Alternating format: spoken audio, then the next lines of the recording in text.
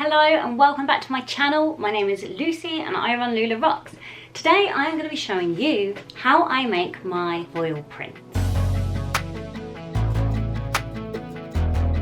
So we're going to make some foil prints today and I'm going to show you how I do it and give you my kind of top tips. So I am filming from my new room. Problem is it's a little bit squishy, so I can't set up lights. I just can't fit in my tripod, my lights and the chair and all the desks. So all I've got is natural light for the window, so I do apologise. I also apologise for the sound quality because I haven't worked out how to get my microphone all the way over here because the cable's not long enough. So at the moment, we're just gonna have to put up with camera audio. Now that that's out of the way, I'm gonna start this video with my usual statement. I'm not an expert at foil prints. There might be some things that other people do that I don't. Things may change, processes might change. But if you do have any questions, feel free to leave them in the comments below and I will of course try my best to answer them for you. So, foil prints. Foil prints can be super fun, but also very frustrating. Now, for me personally, in my experience, the amount of kind of faulty or incorrect foil prints that I get is quite high. The percentage, the ratio of good to rubbish ones that I need to throw away, it is quite high. So that is something that can be really frustrating. So it's something to bear in mind if you do want to get into foil prints. Other people might make perfect prints every single time, and if they do, that's amazing. I don't know how they do it. But what I do know is that by following the steps that I do, it gives me a better chance of getting a correct print. Okay, so first thing you want to do is prepare your art. Now I use Procreate for mine. You can use Photoshop, you can use Illustrator. In fact, Illustrator's probably better, or some other vector-based program, because it will result in a smoother finish. However, like I said, I use Procreate and it works absolutely fine. When you're creating your art, you want to make sure that your canvas or file is at least 300 dpi if you are using a pixel-based program. Any less than that, you're probably not going to get a very good print. And you also want to make sure that you have a background layer that's white and separate layer or multiple layers with your art on it that are black.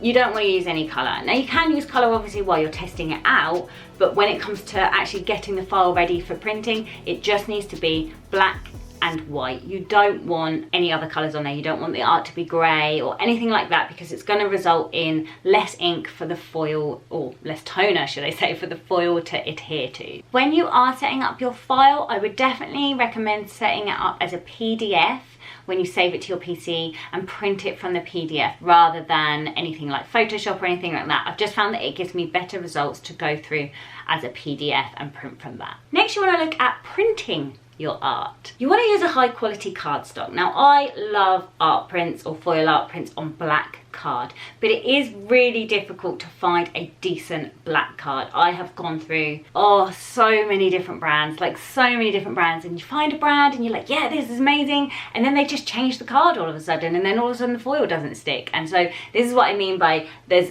quite often there's a lot of failures. There's a lot of testing to be done. So you want to find a good quality card. I do also use white card, and I have found that like a silk cardstock is better than like a matte cardstock because it's smoother. And I think that's the problem with the black card, is that black card's normally not very smooth. So that's my main tip, is try and go for the smoothest card you can find, or paper. It's got to be smooth, silky smooth. The next thing you're going to need is a laser printer. Now laser printers use toner, not ink. Unfortunately, this won't work with a normal inkjet printer. And what happens is the toner prints out, which is the black stuff that comes out, and that is the part that the foil sticks to. And it does that by going through a foiling machine. I believe the foil machine heats up that toner again and makes it sticky, and the foil sticks to that. But it doesn't stick to the parts that don't have the toner because that hasn't been reheated. Does that make sense? And I might actually be completely wrong. I don't know. Okay, so when you're setting up your print settings, you need to make sure that you've got the highest quality settings on as possible. I use thick cards, so I set mine as thick paper, and like high quality 1200. It depends on what printer you're using. As you can see, these are all the print settings that I use. And like I said, if you're using a different brand, obviously this print screen is going to look completely different, but you definitely want to go for the highest quality possible to make sure that it prints out properly. And you only want to print in black and white, or not color. It needs to be black and white so that it knows it's using full black for those black areas, and that's how you're going to get the most toner possible come out on the areas that you want your foil. You might need to do some testing with your print settings when you start out to work out what works best for you, what works best for your particular printer and the card that you have. So have a little play around and see what works best. When printing your artwork, make sure you go through the manual feed of your printer, because you do not want that art print to bend and have to go through the machine and back on itself. So you just want to make sure you're going through the manual feed. Once you've printed your art out, you really want to let it cool down completely. It's really hard not to be impatient. Well, I find it really hard not to be impatient anyway. Like, I just want to put the pretty foil on, but every single time I rush it, it results in a subpar print.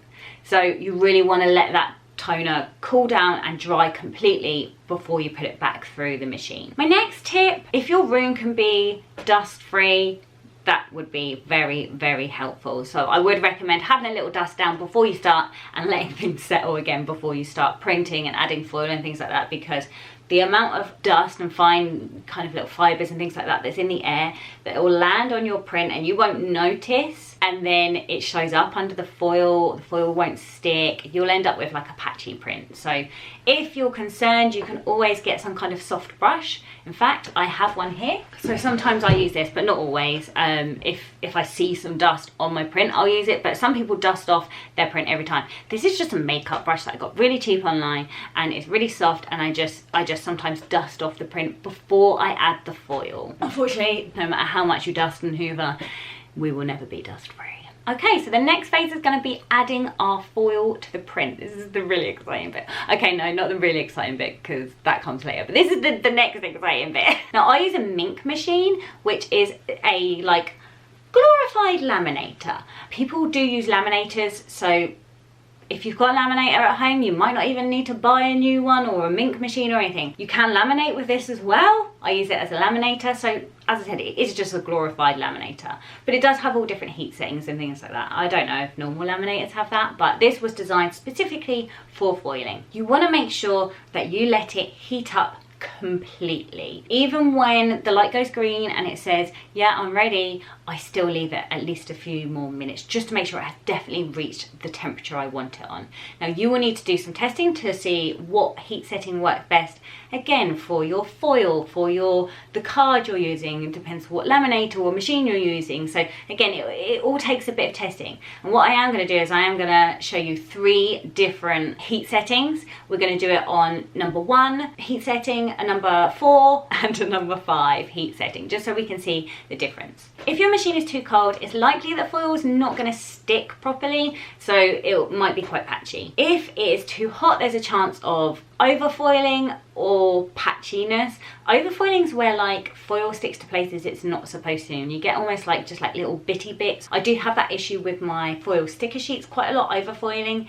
Even if I've found the right heat setting, I think it's the material. The foil really likes to stick to the sticker sheets. So again, it all takes a bit of testing to work out what's going to work.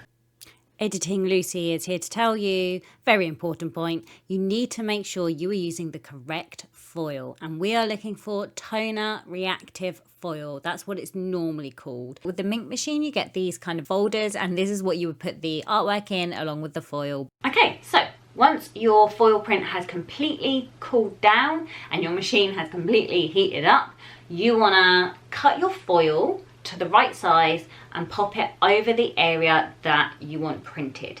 Now, let it be known if there are any areas not covered by the foil, so you've got any black bits peeking out, those are going to stick to your like laminating pouch or your folder, which means they will then transfer to the next print or the next thing you put through it, which can be a little bit frustrating. So just make sure all that black toner on your print is completely covered by the foil. So then it's a case of popping it in the folder, and then we're going to pop it through the machine and let the machine do its work. Okay, our prints have come out of the foiling machine or your laminator. The next thing we need to do is wait again.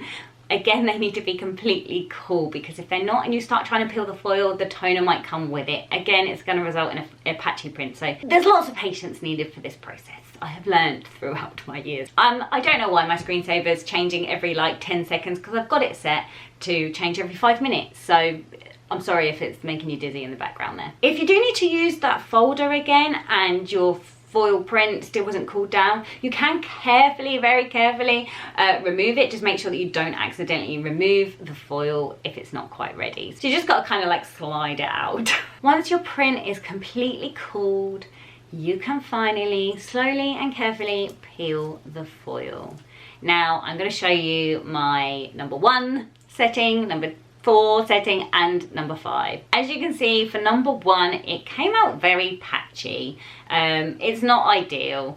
Number 4 and number 5 both look fairly similar with quality, with regards to quality. I'd say that they're okay. Now normally I do use heat setting number 4, but yeah, I'm quite surprised that actually number 5 seems to have come out okay, but number 1, as you can see, is a no-go really. And now you have your foil print. Now, as you can see, my print is a little lacking, so I'm going to go one step further and I'm going to show you how to do multiple colour foiling. Yay! I am going to basically repeat the process and add another layer of art through the printer, and then we're going to foil that. Okay, so we're ready to pop our print through the printer for the second round of foiling. Again, just make sure it goes through the manual feed and you need to make sure it's all lined up properly. And the way that I set up my artwork for this is I just have 2 separate files, one for the base colour foil and another one with the artwork for the second colour foil. And I just print it out twice basically and put the same thing back through. It's nice and simple. Okay, so my foil print has come out. I'm going to repeat the process, let it cool down completely. Once it's cooled down, I'm going to add the foil to the new black parts of the art print, pop it in its folder, and it's going to run back through the machine. And then again, it needs to cool down completely before we remove the foil. I foiled number 4 and number 5 this time because I was quite curious about the number 5 setting because it looked like it was doing okay. But as you can see on this silver holographic section that I've done, the 5 heat setting is not great. There's areas that the foil didn't stick to, here and is it here? The rest of it's not bad. So like I said, I know that number 4 works for me and for both my cardstocks I use. Number 4 is normally better. Oh, but look how cute they are. They came out so nice. So I'm planning to release these. This is my Lunar Witch art print. This is version 2.0 with the double colour foil. So you may have seen a similar art print before, but this is going to be the new version and I love it. And I'm going to do all of my witchy foil art prints. I've also got Herb Witch and Tea Witch, and they're all getting upgraded to double foil. So it looks like I need to invest in some new foils so that I can do all different colours because I absolutely love them. I think they came out wicked. And that is how I make my foil prints. I hope it made sense. I hope it was easy to follow. I hope I didn't forget anything. I hope you enjoyed it. I have a lot of hope for this video. If you did like it, please give the video a thumbs up. And as I said, if you've got any questions, please leave a comment below. I'd love to know what you think of the art print. I am so happy with how they came out. I freaking love them. Don't you think they look cute on the wall? Obviously not that wonky. Thank you so much for watching. I really hope it was helpful. And I will be back soon for another video. Bye for now.